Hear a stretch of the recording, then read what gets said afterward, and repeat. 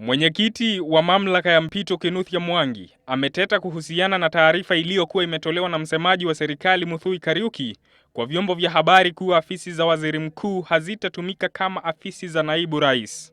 Kwa makini akaisoma taarifa yenyewe na baadaye, how does that one come? Because that's the one that is annoying people.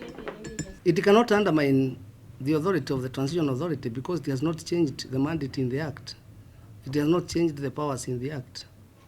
So I would only say that it was just a simple misadventure.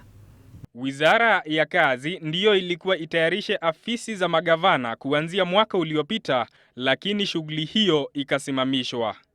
Ilibidi mamlaka ya mpito pamoja na washikadau wengine kutafuta mahala ambapo afisi za magavana zitakuwa, ingawa ni kwa muda.